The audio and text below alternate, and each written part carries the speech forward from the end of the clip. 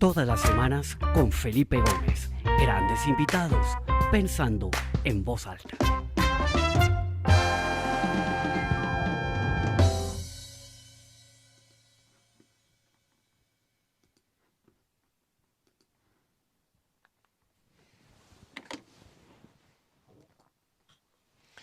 Bueno, bienvenidos a todos los que se comienzan a conectar a esta nueva edición del programa Pensando en Voz Alta.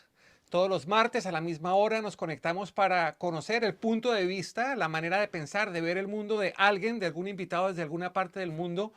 Diferentes disciplinas, hemos tenido acá científicos, doctores, profesionales, empresarios, emprendedores, arquitectos, artistas, cantantes, músicos, de todo. Y la verdad que ha sido un espacio fascinante en donde semana tras semana se conectan un número importante de personas de distintas partes del mundo interesados en escuchar este punto de vista diferente, esta manera de ver el mundo. Ya estamos completando 71 conversaciones con esta que tenemos hoy. Y hoy tengo un invitado que admiro muchísimo, una persona que sin lugar a dudas pues ha sido un referente de la gestión pública, de la gestión de una ciudad, una persona con una vocación de servicio absolutamente impresionante. Me honra muchísimo tener en el programa a Enrique Peñalosa, exalcalde de Bogotá, en este momento precandidato presidencial, recogiendo firmas para lanzar su candidatura. Enrique, bienvenido a Pensando en Voz Alta. Esta es tu casa, qué alegría tenerte acá. Muy querido Felipe, muchas gracias por tu generosidad para conmigo. No, Enrique, ni más faltaba. De verdad que aprecio muchísimo tu tiempo. Y nada, pues entremos en materia porque sé que tienes otros compromisos y vamos a ser como siempre muy puntuales. Yo quisiera comenzar, Enrique, tú pues fuiste alcalde de Bogotá y lo que hiciste en esa gestión fue realmente revolucionario. O sea, lo que se hizo en Bogotá en términos de recuperar el espacio público que era prácticamente inexistente en la ciudad, de organizar todo el tema de los parques, de las ciclorrutas, eres la mente y el alma detrás de toda esa cultura de moverse en bicicleta en la ciudad que hoy por hoy es tan importante.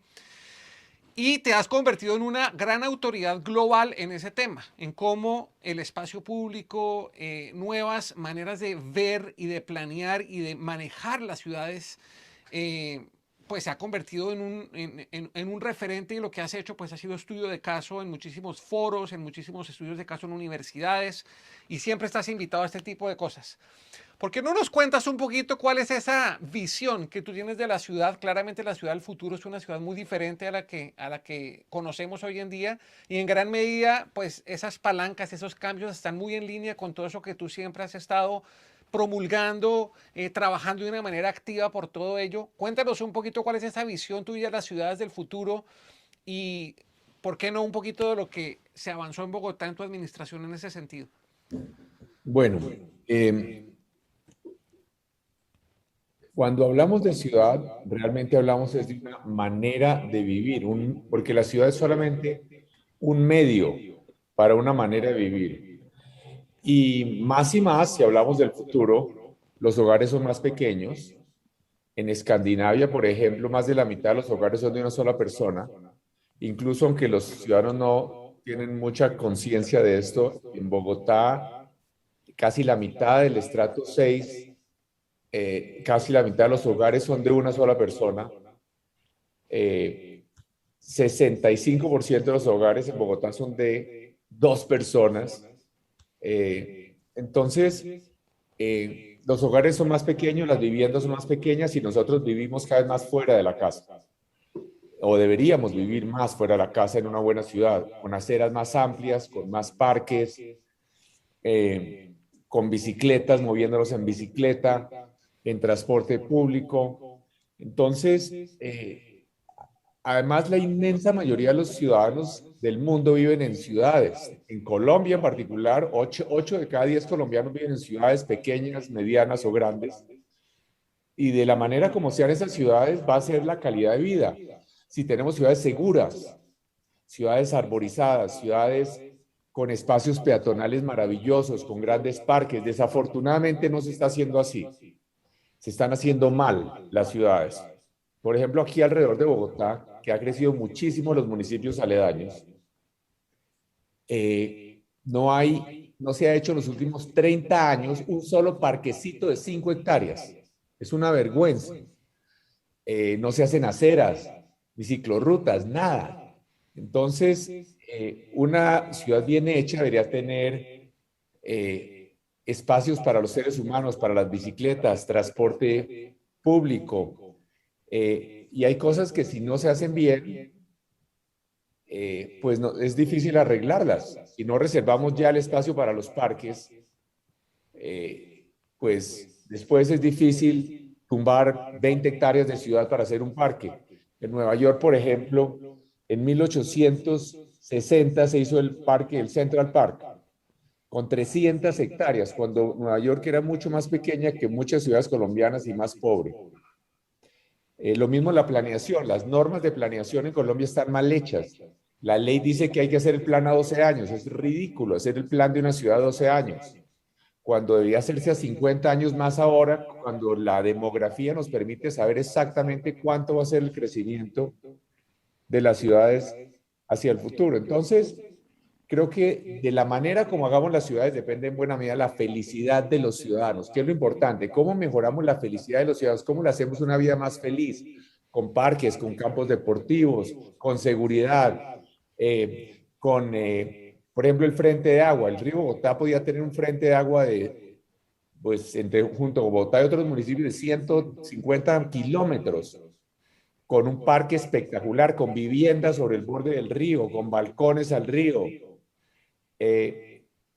Todo eso es posible. Eso desde el punto de vista de la calidad de vida. Hay algo muy importante además del espacio peatonal, y para terminar, y es que una ciudad bien hecha es una ciudad que construye igualdad.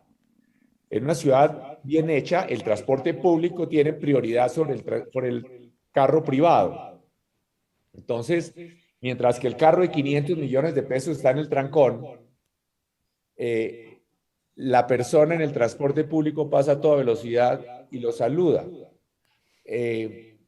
Construye igualdad porque los ciudadanos de ingresos altos y bajos se encuentran como iguales en el espacio público, como en el sendero a lo largo de los cerros de Bogotá que quisimos hacer y dejamos diseñado, financiado y demás, pero que desafortunadamente frenaron, pero que se hará en un futuro. Mientras que en el edificio, el dueño del apartamento se encuentra con el portero, pero separados por la jerarquía. Uno es el dueño del apartamento y otro es el portero. Si se encuentran en el transporte público, si se encuentran en el espacio peatonal, en el parque, en la acera, en el malecón del río, en el sendero de los cerros, allá se encuentran como iguales.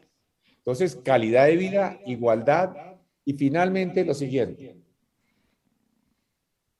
La competencia del futuro, la competencia actual, es por la gente más preparada, la gente que es tan buena en lo que hace, ya sea una enfermera, un plomero, un PhD en ingeniería electrónica, la gente que es tan buena en lo que hace que puede escoger dónde vivir.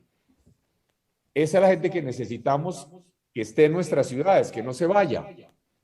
Entonces, en gran medida, el factor más importante para la competitividad, más que la tasa de interés o las políticas industriales, es la calidad de vida urbana.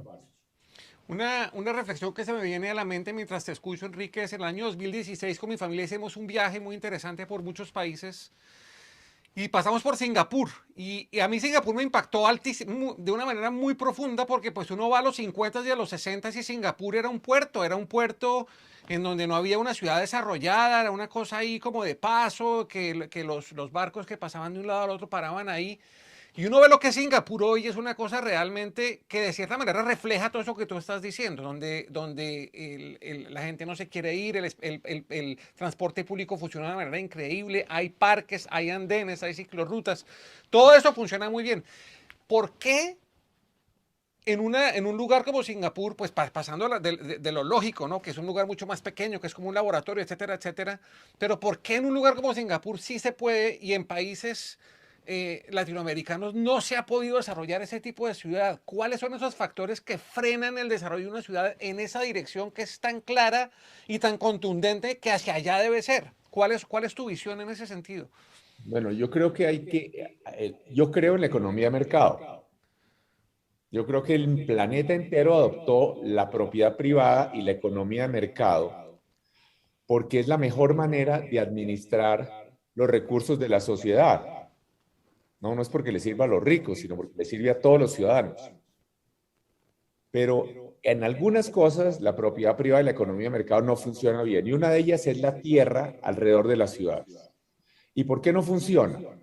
Porque ahí no funciona la oferta y la demanda. El mercado funciona cuando el precio del tomate sube, la gente siembra más tomate, el precio del tomate baja. Entonces el mercado funciona. En el caso de la tierra, el precio puede subir todo lo que queramos y la oferta de tierra con acceso a transporte, a servicios públicos, a educación, a empleo, no aumenta. Entonces, tiene que haber una intervención mucho más radical del Estado en la tierra urbana y sobre todo suburbana. Nosotros en la primera alcaldía hicimos todo el occidente de Bogotá, el suroccidente era ilegal, todo era ilegal, todo se inundaba, no había un solo desarrollo legal, todo era una mancha de ilegalidad que avanzaba de barrios informales, sin servicios, sin vías, sin parques, sin nada, era terrible. Y nosotros hicimos Metrovivienda Recreo, Metrovivienda Porvenir, compramos a las buenas o a las malas con expropiación, hicimos unos desarrollos que son de gran calidad y ahí comenzó a desarrollarse con calidad el suroccidente, con parques, con aceras, una cosa bien hecha. Ahora en esta última alcaldía hicimos Lagos de Torca, otro proyecto espectacular, un proyecto como una Manizales de grande al norte de la ciudad para 130.000 habitantes, con un parque de 130 hectáreas, con ciclorrutas en todas las vías, etcétera. Entonces, ¿por qué no se ha hecho? Porque, por ejemplo, falta una política urbana nacional. Pero me encanta que menciones Singapur, porque Singapur a mí me fascina por otra razón. Porque nosotros aquí, cada vez que hacemos alguna salvajada, como emborracharnos y hacer estupideces, ser machistas, manejar borrachos, entonces decimos es que así somos nosotros, somos tropicales, es que así somos nosotros, es muy chistoso, hasta que algún borracho le mata a uno el hijo con el carro. Resulta que lo interesante de Singapur es que es hipertropical. Singapur en el estrecho de Malaca, ¿no? Es como Tumaco, es como Apartadó, como Urabá, es caliente, húmedo, llueve todo el tiempo, es muy similar al clima del Pacífico nuestro o de Urabá. Y allá, digamos, está tan bien hecho el drenaje que cada uno de esos aguaceros tropicales, como los que tenemos nosotros, y en 2 minutos no hay una gota, es perfecto el drenaje. Las ríos y quebradas que pasan por entre la ciudad son totalmente descontaminados, hay peces en cada quebradita que pasa por la ciudad. Pero entonces, el tema no es que es el clima tropical que nos vuelve así desordenados, vagos, que no cumplimos las normas y demás, porque allá se cumplen las normas estrictamente. Pero entonces se puede hacer una ciudad bien hecha, se puede hacer una sociedad civilizada, se puede hacer una sociedad que cumpla las normas, sin matones, es decir, una sociedad avanzada en el trópico más trópico que pueda existir, como Singapur. Ahora bien, no, el Pacífico es el mar de nuestro tiempo. Allá está no solo Singapur, está Hong Kong, está Shanghái, o para ir más cerquita, Seattle o San Francisco, del valle del Silicon, del silicio, para poner en español. Pero vamos más cerquita. Aquí al lado nuestro, vemos cómo Panamá está convirtiéndose en una gran urbe. Panamá ahora tiene el ingreso per cápita, un ingreso per cápita que es más del doble del de Colombia. Y aquí abajito, Guayaquil, que era como Buenaventura hace 40 años. Y hoy es una formidable ciudad que tiene un malecón maravilloso sobre el río Guayas, que tiene calidad de vida, que tiene una gran cantidad de asuntos ejemplares. ¿Y nosotros qué ciudades tenemos en el Pacífico? Nosotros tenemos a Quibdó, tenemos a Tumaco y tenemos a Buenaventura.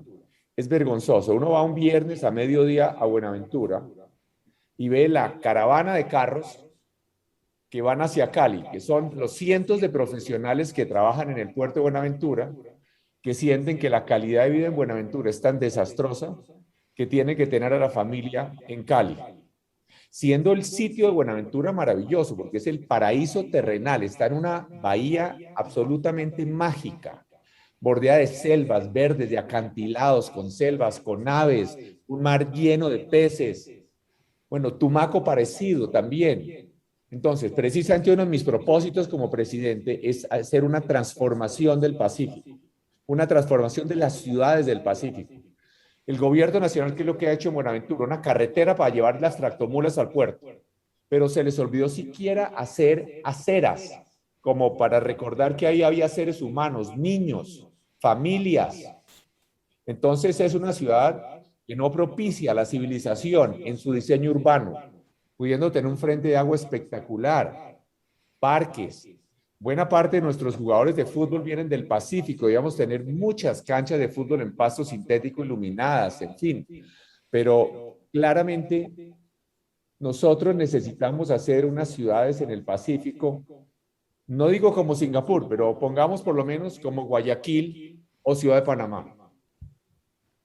Excelente, Enrique. Y ya que mencionas eso, que ya empezamos a entrar en un ámbito un poco más de país, no tanto de ciudad, sino de país, y con tu pues aspiración clara de llegar a la presidencia de Colombia, ¿por qué no hablamos un poquito de tu visión de país? Estamos en un momento, sin lugar a dudas, muy complejo, todo lo que ha pasado con la pandemia, todo lo que está pasando con la presión social, los jóvenes, las calles, las manifestaciones. Se requiere de alguien que tenga una visión de país muy clara. ¿Cuál es esa visión de futuro de país que tú tienes en este momento y cómo te imaginas que podría ser un Colombia después de una administración tuya? Bueno, una Colombia enrumbada claramente con un propósito común hacia convertirse en un país desarrollado, seguro, con seguridad, con protección del medio ambiente, con ciudades de altísima calidad y mucha inversión privada.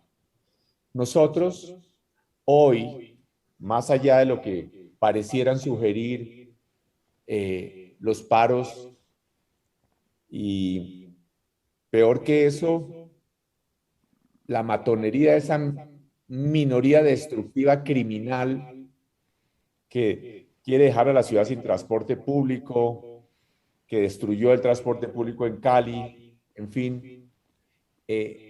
Nosotros hoy tenemos las condiciones para avanzar y en cosa de 30 años tener un ingreso per cápita en términos de capacidad efectiva de compra similar al que España tiene hoy.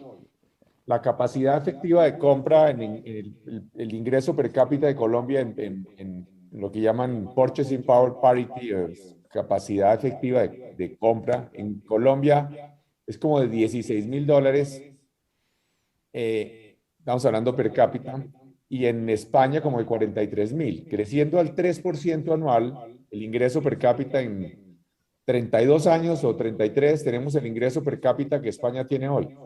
Pero para eso se necesita que la organización social tenga legitimidad.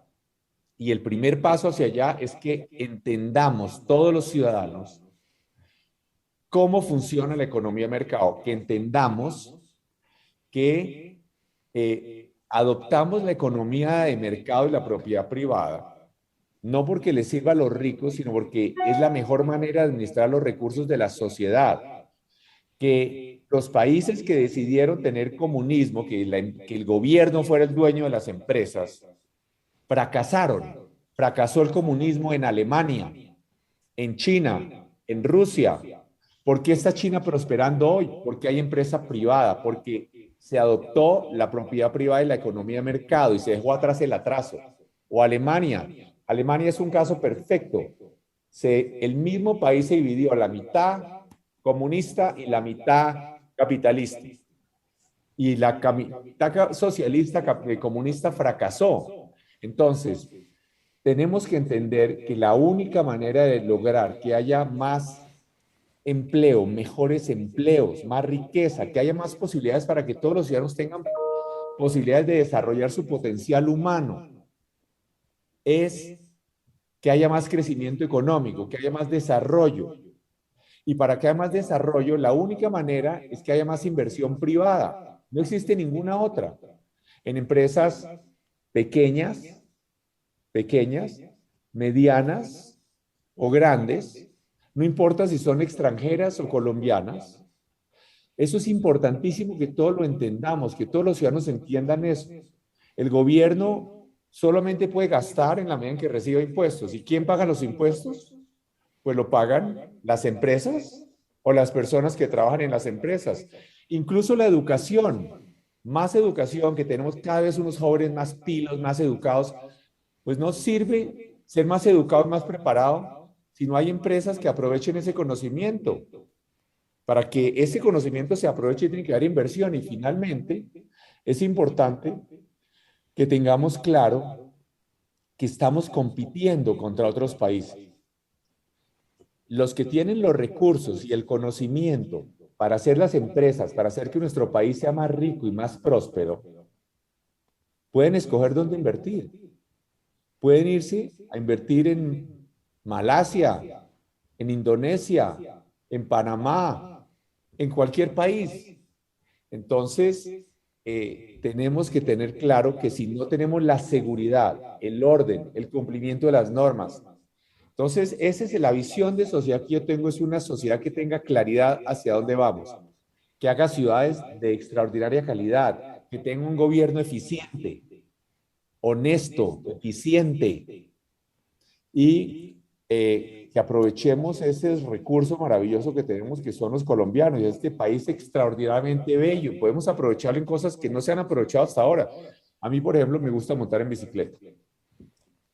Y yo creo que el paraíso del planeta para montar en cicla de montaña es Colombia. No solo por esa geografía bellísima, las plantas, las mariposas, los pájaros, sino porque además en cada pequeño pueblito colombiano, en cada ciudad grande hay ciclistas, grupos de ciclistas, hay ciclas por todas partes, hay facilidades para apoyar a los ciclistas. Entonces, ¿qué tal que trajéramos 500.000 ciclistas al año de turistas? Hacer un turismo ecológico. Hay otro tema para terminar. En este momento está dándose un proceso que es lo que llaman el nearshoring, que las empresas en Estados Unidos, en equipo con el gobierno, presionadas por el gobierno, algunas por su propia iniciativa, no quieren tener su producción en el Asia, en China, en otros países alejados donde sienten que pueden en cualquier momento quedarse sin sus suministros, sin sus materias primas, sin sus productos. Entonces, están trayendo de regreso la manufactura y la producción a los Estados Unidos o a países cercanos. Y es bueno recordar lo siguiente, nosotros en la costa caribe colombiana estamos más cerca de la costa este de Estados Unidos, de ese mercado gigantesco, por ejemplo, que va desde Washington hasta Boston, para no hablar de Atlanta también, donde está Felipe. Estamos más cerca que México. Y también tenemos un TLC, tenemos un Tratado de Libre Comercio. Entonces, en México hay miles de empresas para exportación. Algo que es importante recordar es que las empresas que producen no solo generan empleo, no solo generan riqueza, no solamente generan impuestos para el gobierno, sino que generan conocimiento. La empresa que produce fotocopiadoras, uno no aprende a hacer fotocopiadoras en la universidad. Uno aprende a hacer fotocopiadoras haciendo fotocopiadoras o impresoras o lo que uno quiera.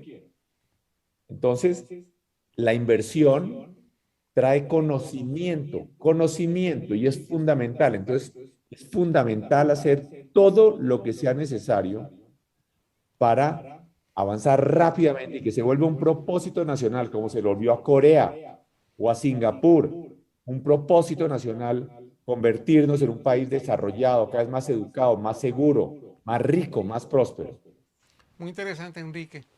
Y yo siento que para que todo eso se logre, hay una cosa que tiene que pasar en Colombia que yo veo muy ausente. Y bueno, yo no sé cuál sea tu visión al respecto.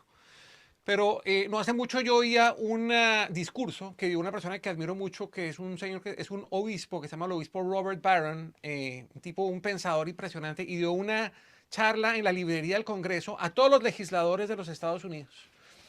Y les habló un poquito del llamado, ¿no? De cuándo fue que ellos sintieron ese llamado para estar ahí sentados, sirviendo al país, legislando.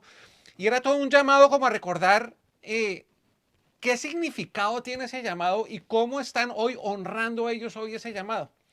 A mí me parece que en Colombia, desafortunadamente, son pocos los líderes políticos que uno puede decir, oiga, se les ve claro que es que esta es su vocación, que ellos tienen un llamado al servicio público.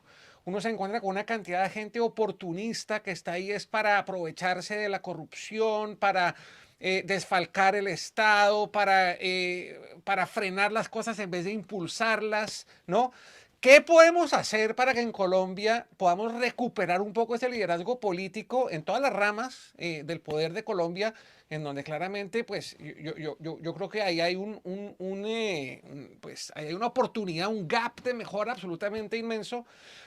¿Qué harías tú como presidente para poder otra vez recuperar, ¿no? Atraer a toda esta gente que tiene ese llamado? Yo conozco mucha gente que tiene esa vocación, tiene ganas de servir al país, pero se muere del pánico porque la gente honesta que va a servirle al país termina clavada, ¿no? Entonces ahí hay un problema gigantesco que hasta que no logremos solucionarlo, yo creo que no vamos a poder como romper este círculo en el que estamos. ¿Qué piensas tú de eso y qué podrías proponer para romper este círculo vicioso y más bien impulsar un círculo virtuoso, atraer gente que tiene ese llamado, ese talento, esas ganas de servirle al país y que lo pueda hacer de una manera segura, clara, con garantías, con oportunidad de aportar, etcétera? Gracias, Felipe. Primero que todo, de manera anecdótica, quiero decir que tú mencionaste algo que me trae recuerdos. Tú dijiste que este señor Barron, el que habló, había hablado en tú dijiste librería porque ya llevas tanto tiempo en Estados Unidos que dices librería, pero lo que quisiste decir fue la biblioteca del Congreso. Así es, sí. La librería es donde se venden libros. Library sí es. Entonces, lo que es curioso es que yo cuando era joven, yo trabajé de obrero raso en la construcción de la biblioteca del Congreso ahí en Washington. Ah, mira. Entonces estuve allá con mi casco de obrero raso. Yo trabajé de obrero raso más de 2 años y una de las grandes horas donde trabajé fue en la biblioteca del Congreso allá en Washington. Pero bueno, Wow. yo creo que ciertamente aquí tenemos unos problemas graves de corrupción y de politiquería. Ahora bien, también hay gente extraordinaria, buena. En mis 2 alcaldías hemos tenido 0 corrupción, gente con vocación de servicio, gente enamorada del país. Ahora bien, efectivamente sí hemos creado un ambiente muy complicado para los servidores públicos, porque mucha gente honesta, incluso tal vez a veces entre los más honestos son los que terminan investigados, castigados. Aquí en Colombia incluso tenemos un verbo que es empapelar. Eso no está en el diccionario, pero todo el mundo en Colombia sabe qué significa empapelar. Empapelar significa acusar a alguien a unas sabiendas de que es inocente, pero con la certeza de que va a pasar años pagando abogados y viendo a ver cómo se libra de las acusaciones, ya sea de contralorías, procuradurías, de la justicia, de la personería, en fin, eso es, pues hay mucha gente que le tiene terror a trabajar en el gobierno. Ahora bien, hay problemas serios. En el Congreso esto se ha vuelto, hay unos congresistas, demasiados, que no aprueban ni el cambio de nombre de un puente si no les dan puestos además donde puedan haber negocios, ¿no? Esto es una democracia que no puede funcionar así. Felizmente, aquí en Colombia también hay unos políticos excelentes. Tenemos muchos políticos jóvenes, pilos, honestos, generosos, estudiosos. Esa es una riqueza que tiene Colombia que es muy importante. Pero a todo nivel hay que acabar con esta porquería de que en cualquier pequeño municipio alguien va a hacer una obra y le cobran por la licencia, que va a la corporación de autónoma regional a la Corporación Autónoma Ambiental a pedir una licencia y le cobran dinero, una corrupción desastrosa en algunas regiones, que tenemos que muchísimos contratos en algunas regiones es corrupción que se le dan se dan es por política, contratos que además de eso después para que les paguen a los contratistas también cobran para que les paguen. Bueno, ese desastre, eso hay que acabarlo y eso hay que acabarlo. Y yo creo que eso se acaba eligiendo gente honesta, buena, y nombrando a la gente que no es una gente que está ahí como la cuota del político para hacerle mandados y ayudarle a hacer negocios, sino la mejor gente, la más capaz, la más idónea. Yo por eso sí tengo la tranquilidad que en ambas alcaldías tuvimos unos equipos extraordinarios, de gente totalmente transparente. Y quiero decir que también, insisto, en los cuerpos colegiados también hay gente correcta, buena, que trabaja por el país. No es que todos sean los bandidos, no, ni mucho menos. Hay muchos concejales correctos, hay muchos congresistas correctos, patriotas que quieren un mejor país. Entonces, yo lo que sí creo es que tenemos que unirnos todos para sacar este país adelante. Vuelvo a insistir, lo que hace que la sociedad progrese, que se vuelva más rica, es principalmente más inversión privada. Por supuesto, tiene que haber una inversión pública eficiente en ciertas cosas, en la educación, en la salud, en el transporte, en las carreteras, pero es fundamental que el gobierno funcione con integridad y con eficiencia. Yo creo que en Colombia hay muchísima gente buena en el gobierno. Yo diría que mucho más que las peleas entre la izquierda o la derecha que llaman, es lo que yo llamaría la pelea entre los buenos y los malos. Porque hay muchos buenos tratando de hacer cosas buenas y hay unos malos que son los expertos en calumniar, en hacer sugerencias calumniosas, en decir mentiras, en actos de corrupción. Entonces, esa es la pelea que hay que dar, ¿no? Uno Sí. ve que en los países verdaderamente avanzados, pues hay integridad. Uno lee, digamos, la historia en Estados Unidos hace 100 años, también había mucha corrupción y mucho clientelismo. Y todavía en algunas regiones hay mucho de eso, en Estados Unidos. Allá Atlanta, donde tú vives, no es que esté totalmente libre de eso, ¿no? Y si vamos un poquito cerca por ahí a Luciana, desastre total.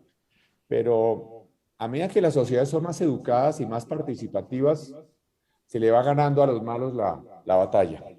Ojalá se le pudiera dar más visibilidad a todas esas buenas historias, esas buenas personas que están ahí aportando, como dices tú, con vocación de servicio, porque uno termina solo oyendo los cuentos de los malos y se termina creyendo que todos son malos. Y la verdad es que hay muchos buenos y hay que poderlos identificar, poderlos ver, poderlos apoyar, que crezcan esas personas y sus partidos y sus equipos, etcétera. Enrique, se nos acabó el tiempo, desafortunadamente. Me quedaría acá mucho más tiempo charlando contigo, súper interesante todo lo que nos cuentas. Antes de hacerte el micrófono para que te despidas, una vez más agradecerte por tu generosidad, por tu tiempo, por tus reflexiones, por tus pensamientos, por lo que has hecho por Bogotá y a todas las personas que se conectaron, más de 110 personas que se conectaron hoy desde distintas partes del mundo. De verdad, muchas gracias por estar acá siempre, todos los martes. El martes entrante tendré una invitada maravillosa. Esta tarde va a estar anunciada en la página web, al igual que esta charla de hoy con Enrique Peñalosa va a estar subida ahí, pues si la quieren volver a ver o compartirla en sus redes sociales. Enrique, te cedo el micrófono para que te despidas y de verdad muchas gracias a todos y especialmente muchas gracias a ti. Pues un mensaje, gracias Felipe, primero de agradecimiento a ti, a los que nos escucharon y un mensaje de optimismo. Aquí se nos está yendo a la mano en una especie de nihilismo, de que pensamos que todo es un desastre. No, aquí ha habido un progreso sostenido. Aquí tenemos un progreso sostenido en los últimos 50 años. Y es una sociedad que tiene una capacidad de consumo infinitamente más alta. Mencionar solo los últimos 20 años. Por ejemplo, las famosas motos. En